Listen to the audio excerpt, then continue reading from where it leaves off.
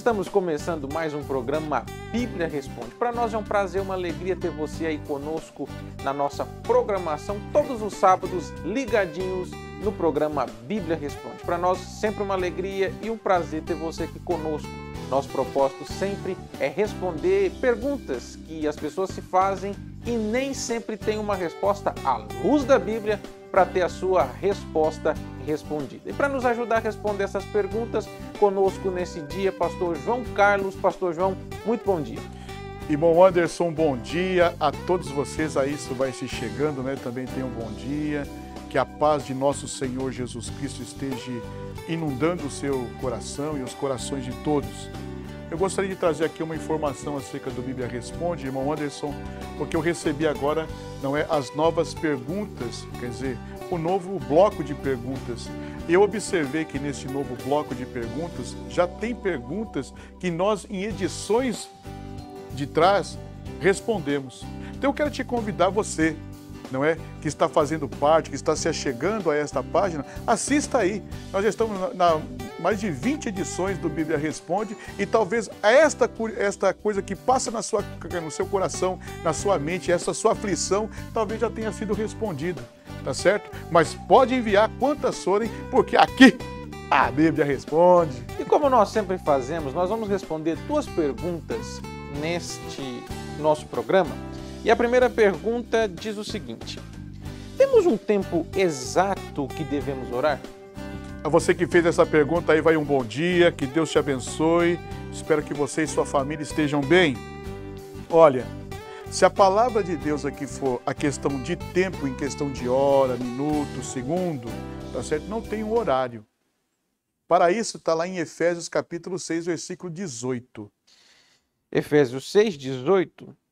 Com toda oração e súplica, orando em todo tempo no Espírito, e para isto vigiando com toda perseverança e súplica por todos os santos. Então você observou, orando em todo tempo. Esta palavra tempo aí tem 2 interpretações nesta carta. Primeiro, tempo não é o tempo em si, horas, dias, tá certo? O segundo tempo é circunstância. Então quer dizer, o tempo, a circunstância que me levou a orar. E que tempo exato devemos orar? Então, se for tempo no sentido de horário, essas coisas, todo tempo. Orando em todo tempo, por toda súplica. Agora, Paulo também coloca aí na questão da circunstância, o momento que eu vivo. Porque aí a oração vai ser uma oração específica daquele momento que eu vivo. Tá certo? Então a palavra na carta aos Efésios refere à circunstância, momento, dificuldade que você está passando. Provérbios 8:17. Provérbios 8. Eu amo os que me amam, os que me procuram me acham. Interessante que se você for para uma versão da revista corrigida, que é a que mais todo mundo tem, você vai ver a palavra madrugada. E a madrugada aí parece que foi um acréscimo ao texto. Não que vá tirar, não é o que o texto quer dizer. O que o texto quer dizer aí? A importância de buscar o Senhor. O importante aí é buscar.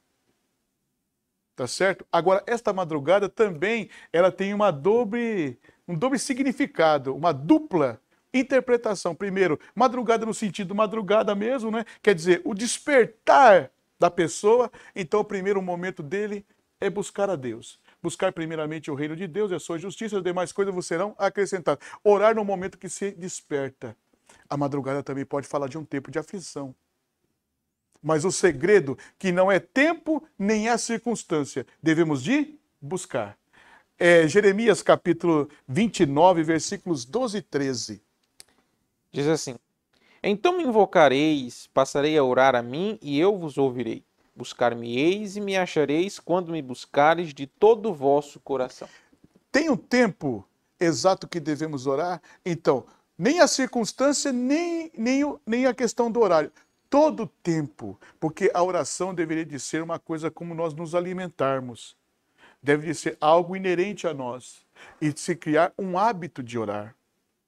Tá certo? Porque observe, eu creio que essa pergunta também tem muita importância, irmão Anderson, que essas pessoas novas convertidas que vão se chegando, ao segmento evangélico, não sabe orar. Então, Como eu aprendo a orar? Lendo as Escrituras. Então, as Escrituras, não é, vai me ensinar o que é orar, o que é pedir, como pedir. Pedir sabedoria do alto para poder pedir. Isso é muito importante. Essa pergunta, eu creio que vai atuar muito importante para os novos convertidos, que vão começar. Eu, quando aceitei a Jesus, eu me vim aos 18 anos de idade, eu não sabia orar. Eu ficava de joelho, Jesus tem misericórdia, Jesus tem misericórdia, não é? Mas eu também observei que estava de lado de pessoas. E eu comecei a ouvir as pessoas orar. Aí eu vi que tinha uma oração, não é? Primeiro de agradecimento, depois de glorificação, de exaltação, quando você exalta a Deus, depois a petição. E eu fui então crescendo nisso daí, e isso foi se tornando um hábito dentro de mim.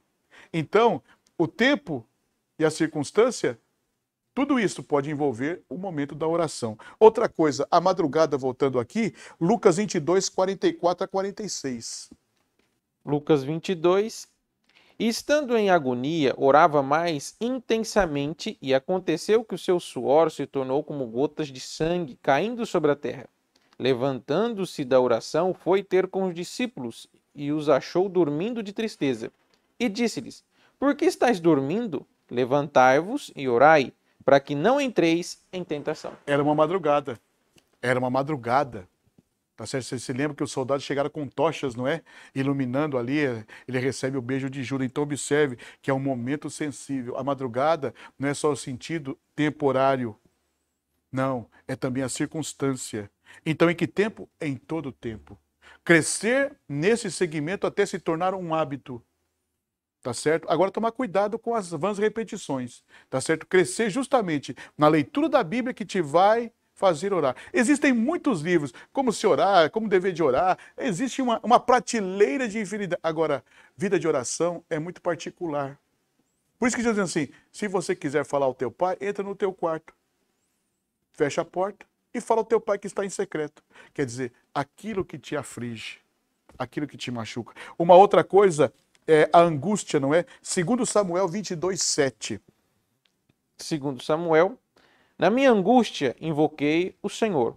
Clamei a Deus, e ele do seu templo ouviu a minha voz, e o meu clamor chegou aos seus ouvidos. Então, a você que fez esta pergunta, muito obrigado, porque ela se torna prática, porque é vida cristã prática. Eu quero aqui te dizer, olha, a circunstância e o tempo no sentido de horário, e o tempo no sentido da circunstância em que eu vivo, tudo isso me movimenta a orar. Agora eu tenho que fazer da oração uma prática, porque a oração é o oxigênio da alma. Amém? Oração é falar com Deus.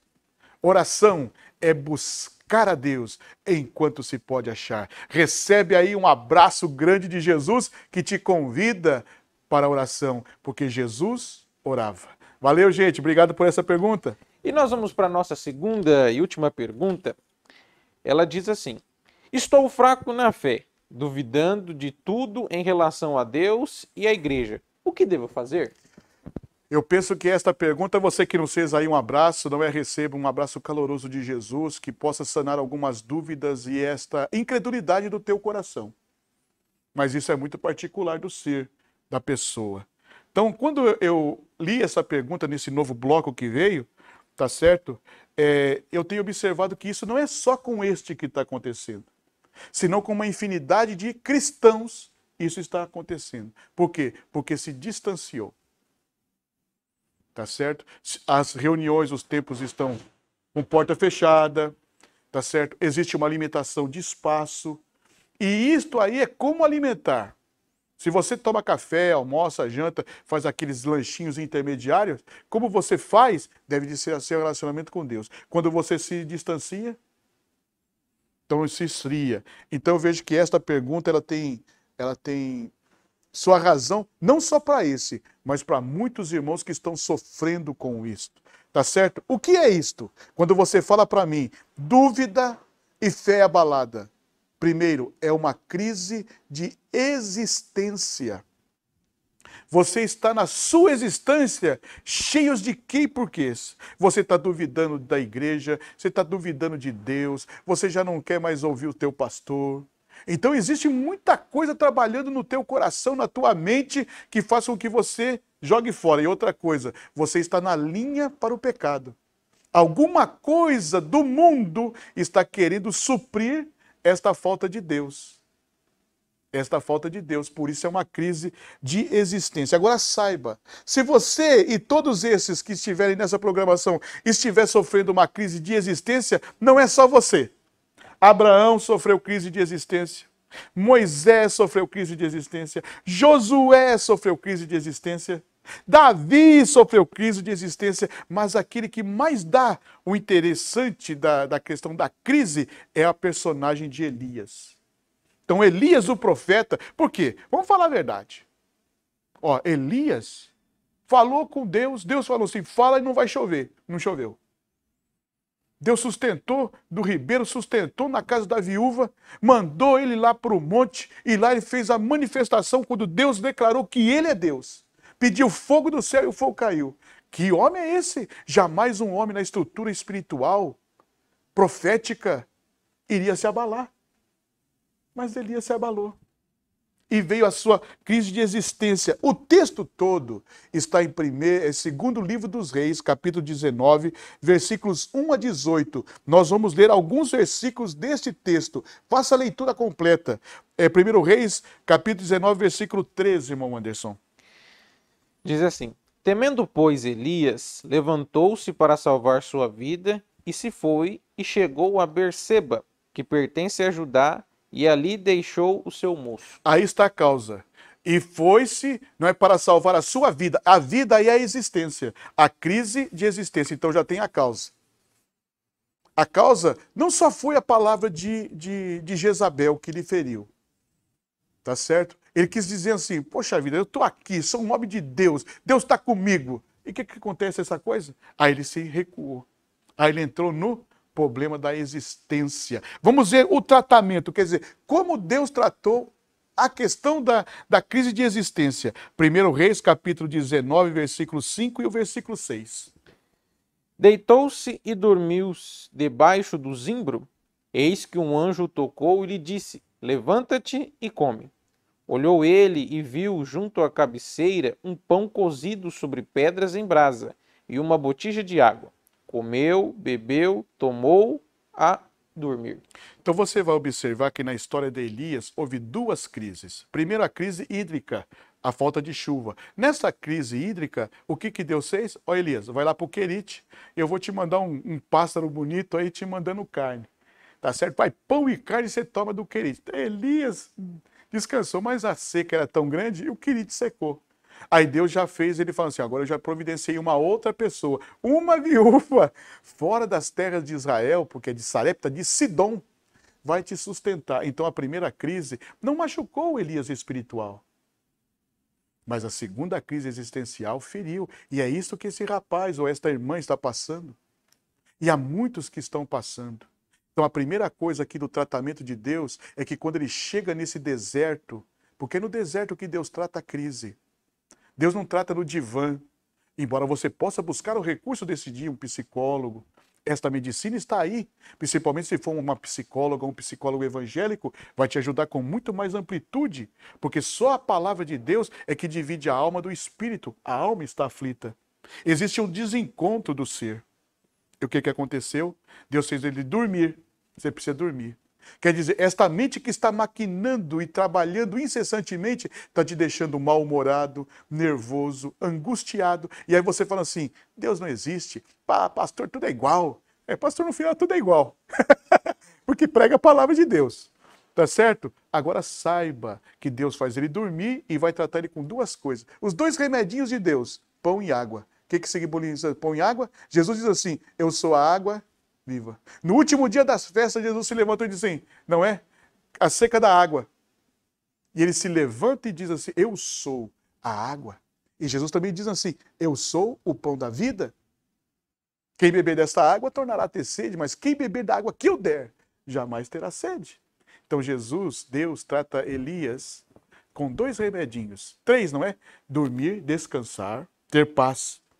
Segundo, pão e água, se alimentar de fonte certa. Você está se alimentando de fonte errada, talvez de internet, talvez de programas televisivos, talvez de amizades erradas. Então volte para a fonte certa, porque você sabe o que verdadeiramente traz solidez para a vida? Pão e água. Então eu já sei a causa, já sei o tratamento, agora eu vou para a cura. Como que Deus curou Elias? 1 Reis, capítulo 19, versículos 11 a 13. Diz assim: Disse-lhe Deus: Sai e põe-te neste monte perante o Senhor. Eis que passava o Senhor, e um grande e forte vento fedia os montes e despedaçava as penhas diante do Senhor. Porém o Senhor não estava no vento.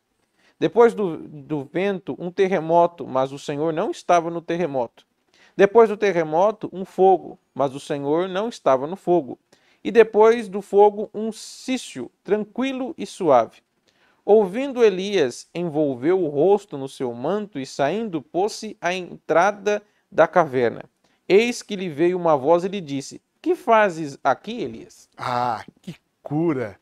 Então observe, nós vimos aonde foi a causa era com ele mesmo, não é? Que despertou este problema de crise existencial na palavra de Jezabel, embora não foi a palavra de Jezabel, porque ali estava Elias. Segunda coisa, como Deus tratou. Então a cura de Elias foi em 2 estágios. Primeiro, ele soube da causa, Deus mandou ele para o deserto. Lá no deserto, só tem areia, meu filho, e árvore seca. Aí Deus mostra a sua grandeza. Enquanto ele quer morrer na crise existencial, Deus quer que ele tenha vida. Dorme. Ele dormiu. Observe, lá era querite e corvo, viúva, não é? E bolo. Aqui, pão descido do céu e água descida do céu, a presença do anjo. Você precisa da fonte certa. Deus curou. Agora, ele tinha um problema, a dúvida que estava nele. Aí ele foi para o monte. Como chama o monte?